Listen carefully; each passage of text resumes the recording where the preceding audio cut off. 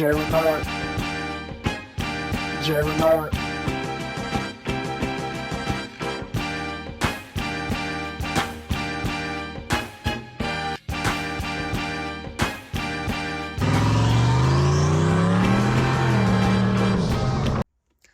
What's going on, my people? Welcome to the Sn95 Power channel. And if you're new to the channel, let me give you a big warm welcome. So this channel is about the 4th generation Mustang, aka the Sn95. So a Sn95 is anything from 1994 to 2004. So don't get it twisted. A New Edge Mustang is a Sn95 Mustang. But hey, we can debate that all you want to. I am not the New Edge police. So if you want to call a 2000 Mustang a New Edge, then feel free to. What we got going on today is we're continuing this 60-foot. I don't want to call it contest because it's not really a contest right now. But we got the drag radios on. I figured out why the two-step wasn't active. So now we're about to go out and test everything. But I've been having a problem, and I hope this doesn't ruin my day, because I'm going the wrong way. I think it's not going to focus. My air fuel monitor right here has just been cattywampus. I have a new sensor, and sometimes it rings totally lean. Now the car isn't acting like it's lean. I'm not hearing any knocking. I'm not hearing any detonation. So I don't really believe that's lean, but if it's acting like that and I take it out, I really don't romp on it. So it's fall, but technically it feels like wintertime out here. It's about 42 degrees. This car's on E85. If you have a E85 car, E85 Sn95, and it's cold outside, you know about these cold starts.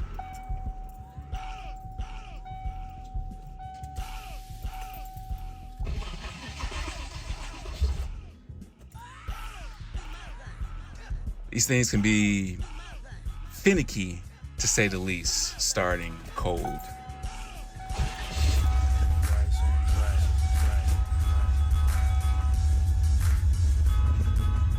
So right now,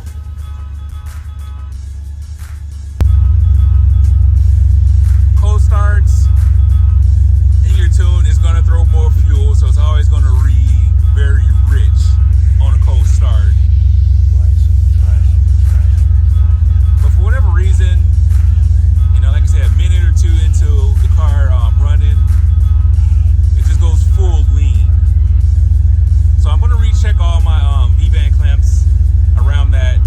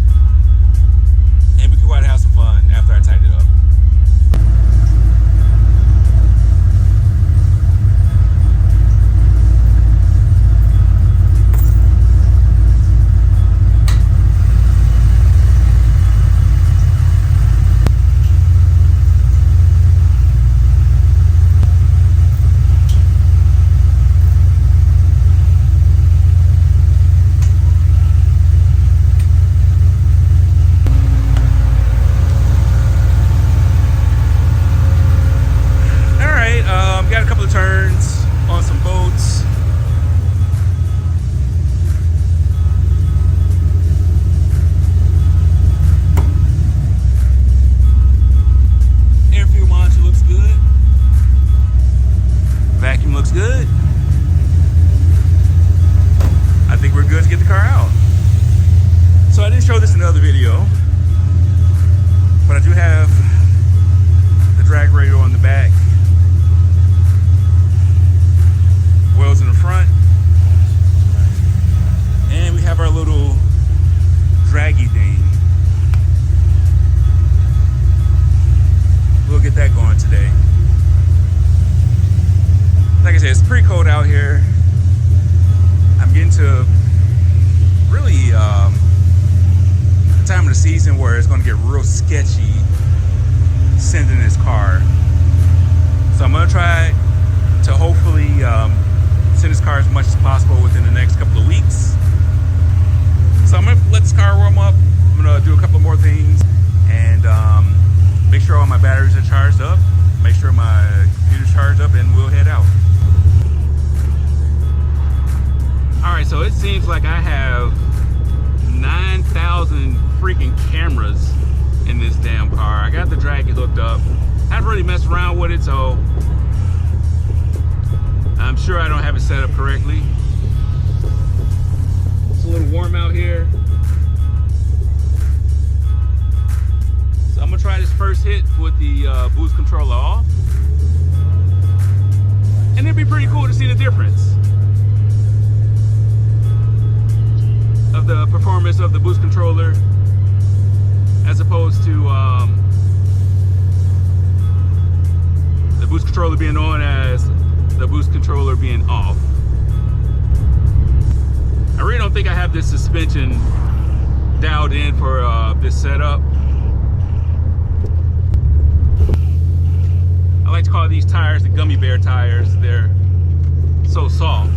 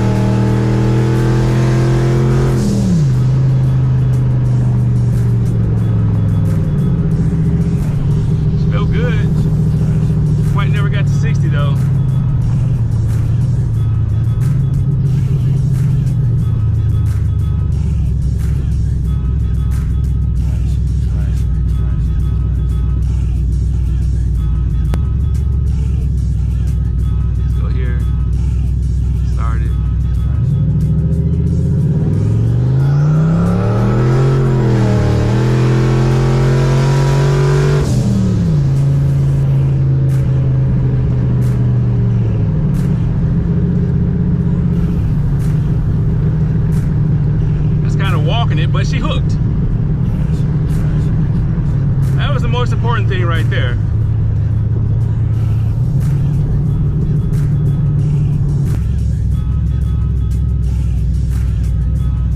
Let's try a two-step.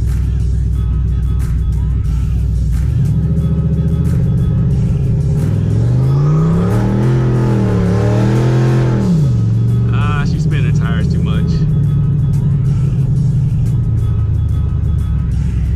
Doesn't like that.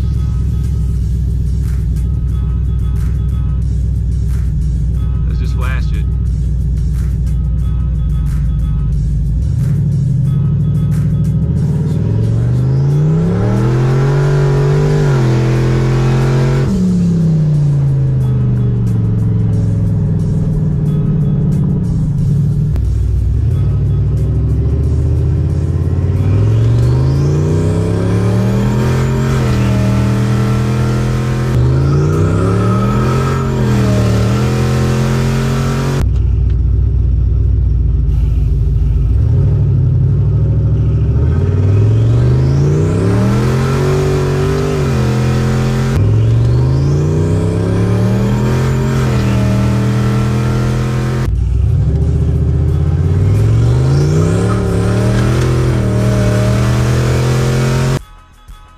All right, so back at the crib, got the car out, and I have to say, from the 60 foots on the dragy, it's still kind of in par to what I was seeing at the track. The last time I went to the track, I cut a 1.9 with no tire spin.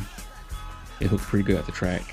Different kind of tires, different setup. I think at the time I 17s with a low profile 555R.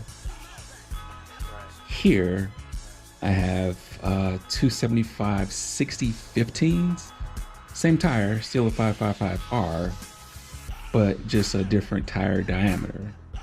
And that's just tire, you know. You're talking street as opposed to a prep track, totally different surfaces. But I don't think the 60 foot is too far off of where it was at the track last time. So another thing that's different, and which is a bad thing, is I cannot disable overdrive, aka fourth gear. Now on these electronically controlled transmissions, overdrive is, from a mechanical standpoint, is activated by a band in the transmission. So basically you have this band that just clamps on this drum, and that mechanically gives you fourth gear. Now if you really think about that, you know, however many RPMs your car is spinning, you know, that drum is spinning fast, just as that fast. There's some slip to it, so it's not a 1-to-1, but it's spinning fast. So if you can imagine, you know, when you are in fourth gear, you have overdrive activated. The only thing it is just this band applying pressure on this drum that's allowing fourth gear to happen. Now it's a friction band. It's made under stock circumstances, stock power, to work pretty well. And some people don't even believe, even in stock form, that you should have fourth gear or overdrive on when you go wide open throttle. So I've been kind of risking it. I've been going wide open throttle with this car, and I've been trying to deactivate it from the button, and I have not been able to. So you can kind of see all this is going on right here. And this is the button for the overdrive for fourth gear. You press that button, either you turn overdrive on or you allow the overdrive to stay on. I mean, you turn overdrive off or you allow the overdrive to stay on. The overdrive is always on in default form. Press the button, you disable overdrive. So something's going on with that. I got to figure it out. But what can I take out of this? Well, basically, me figuring out how to launch on the street is going to take time. Just from the couple of things I've done, the two-step actually absolutely grenades the tire, so I can't leave on the two-step. I haven't played around with the tire pressures. I mean, it's like 57 degrees. It's not the hottest day out there, but yeah, if I really want to do dig pulls or digs, I really have to figure out the correct way to launch this car. But I want to get this transmission overdrive situation figured out before I keep doing wide open throttle pulls on this car. So we'll work on that. That's probably be the next video that I'm going to drop, is me figuring out why this car will not disable overdrive. But yeah, tell me what you guys think. I know it's a crappy 60 foot, but hey, it was fun. So that's what it's all about. Next year, like I said, I got this oil leak on the front cover I got to fix. And once I do that, then I can get the car to the track. But right now, can't really get the car to the track because it's leaking oil from the front timing cover. But we'll get all that straightened out for next season. But right now, I just want to make as many pulls as possible. I just want to get this car out and have some fun before that first salt fall. I don't want to call it snowfall because I'm putting the car away as soon as they throw the salt down. So hopefully we got another couple of weeks to play. I know Chicago Mustang Club season opener has been pushed back to the 30th of October, so we'll get the car ready for that.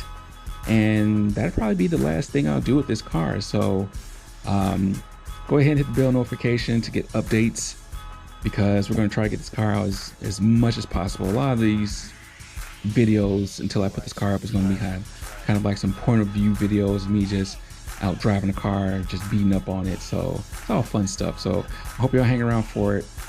Tell a couple of people about the channel. Until next time, God bless.